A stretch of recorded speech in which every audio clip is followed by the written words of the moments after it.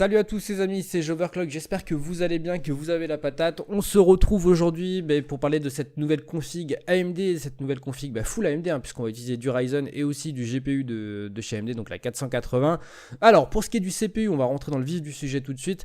Pourquoi le 1700? Parce que c'est tout simplement le meilleur CPU en termes de ratio perf-prix qu'on peut avoir actuellement. Je vous laisserai un lien dans la description qui vous permettra de vous rendre compte un petit peu des performances de ce CPU et en comparaison aussi à ses grands frères ou à des références de chez Intel.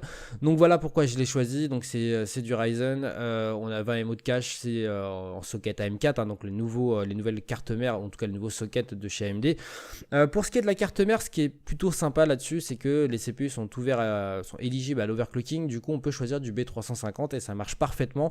C'est aussi quasiment une des cartes mères les moins chères qu'il y a actuellement. Il y en a une autre à 90 € qui est l'Asus Prime, mais en version mini TX ou micro ATX plutôt. Donc voilà, j'ai préféré partir sur celle-là qui est un petit peu plus esthétique. Voilà, c'est vraiment une question de goût personnel. Si vous avez envie de partir sur autre chose, libre à vous. Mais j'ai pris tout simplement ce qu'il y avait aussi de moins cher ou qui rentrait plutôt bien dans le budget. Pour ce qui est de la RAM, on est parti sur 16 Go de RAM parce que voilà, c'est vrai que j'en ai pas parlé en début de vidéo. Cette config, elle est très orientée aussi pour ceux qui font du montage, du streaming, de la retouche photo, etc. Parce que les Ryzen 7, donc les SR7 sont vraiment destinés à ce milieu, mais aussi au gaming. Alors, le 1700 est un poil moins perf en gaming que ses grands frères par exemple, mais vous verrez, je vous laisserai de toute façon un article dans la description qui vous parle extrêmement bien de ce CPU. Vous verrez que c'est pas non plus choquant et que ça vous permet de jouer dans d'excellentes conditions.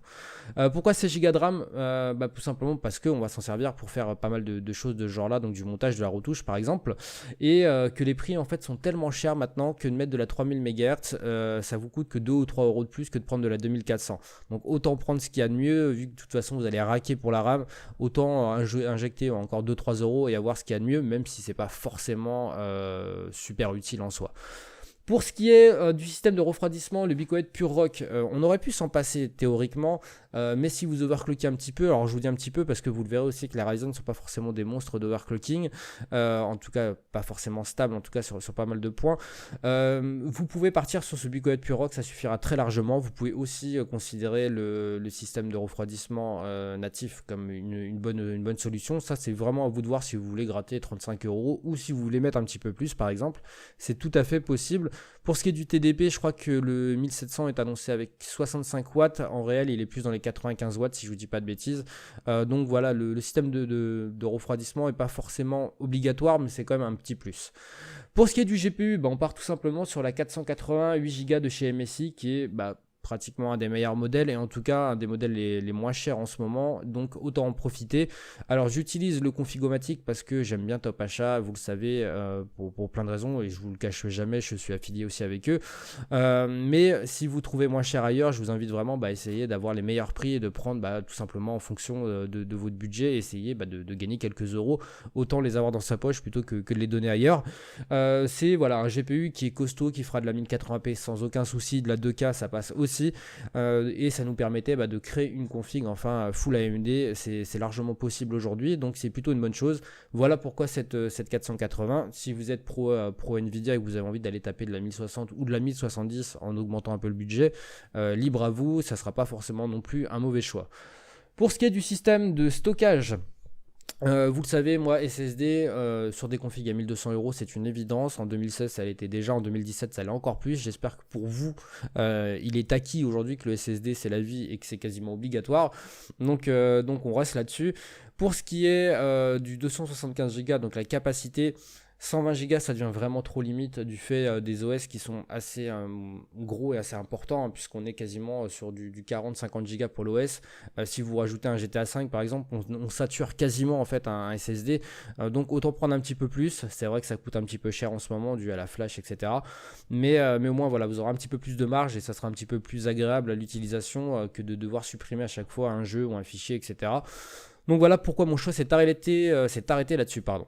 Pour ce qui est du Western Digital, en termes de disque dur mécanique, du HDD, vous prenez ce que vous avez envie. Si vous avez envie de prendre du Seagate parce que vous kiffez Seagate, les Barracuda par exemple, vous les prenez. Celui-ci, ça doit être certainement parce que c'est le moins cher qui était proposé, donc je l'ai choisi. Il n'y a pas de toute façon un gros impact en termes il n'y a aucun impact en termes de performance. Pour ce qui est des capacités, 1 Tera, c'est vraiment si vous avez des petits besoins en termes de stockage. Si vous êtes un petit peu plus... on va dire, si vous aimez conserver un petit peu plus vos fichiers, si vous aimez stocker du film, etc., prenez peut-être 2 Tera, ça vous servira aussi et c'est pas forcément énormément plus cher. Pour ce qui est du boîtier, le Fractal Define, pourquoi ? Tout simplement parce que on n'en parle pas beaucoup. C'est vrai que Fractal, c'est connu par des connaisseurs de hardware, mais un petit peu moins par le grand public. Et c'est un excellent boîtier, c'est voire le meilleur boîtier de sa catégorie, même si on n'en parle pas assez. Et c'est sans aucun souci que je vous le propose aujourd'hui. Donc si vous l'avez jamais vu et jamais essayé, essayez de vous renseigner à droite à gauche, mais c'est vraiment un excellent boîtier. Pour ce qui est de l'alimentation, là on va partir chez Be Quiet parce que moi j'aime bien Be Quiet et que ça me plaît d'acheter leurs alimentations. En tout cas, il y en a plein d'autres. Si vous voulez acheter du Lepa, du Seasonic, du Corsair, ça c'est à vous de voir. Le petit défaut, c'est le 80 Plus Silver qui est donc c'est pas du gold, voilà. Pour ce que ça va changer en termes de rendement, que dalle. Donc voilà, c'est à vous de voir. C'est vrai que pour 85 €, il y en a peut-être certains qui voudraient aller chercher du gold et c'est compréhensible. Là, on a du semi-modulaire. Moi, je trouve que c'est une très bonne alimentation parce que je l'ai à la maison et que j'ai pu l'essayer un petit moment. Mais voilà, si vous avez envie de prendre d'autres choses, libre à vous. C'est vraiment pour vous donner une base d'idée en fait cette config. C'est pas une valeur absolue en soi. Il faut absolument tout prendre de la même façon. C'est plutôt quelque chose qui vous fait réfléchir sur les possibilités qu'on a actuellement pour créer une config en full AMD. Pour ce qui est du prix, comme j'ai mal cadré, il va falloir que je ressorte un petit peu du full. Du plein format, du plein écran, tout simplement, plein écran. 1255 €. Comme vous le savez, chez Top Achat, il y a toujours moyen de gratter un petit 5%. Si je vous dis pas de bêtises, on doit être dans les 62 €, quelque chose comme ça, avec les 5%. Ça vous ferait la config en dessous des 1200 €. Donc voilà, en termes de puissance, on est sur une grosse config. On pourrait pas se le permettre, par exemple, chez Intel, si on voulait partir sur du 7700K ou des choses comme ça, puisque il faudrait qu'on injecte déjà pas mal d'argent dans le CPU, mais qui est à peu près au même prix que le Ryzen, mais il faudrait aussi partir sur une carte mère qui coûte au bas mot 30 € de plus et voire 60-70 € si vous voulez chercher un modèle un petit peu plus haut de gamme. Donc voilà les potes, j'espère que cette config vous a plu, j'espère que l'intro vous a plu parce que voilà, j'aime bien faire ça maintenant. Je sais que c'est assez partagé, il y en a qui préféraient l'ancienne version, d'autres la nouvelle.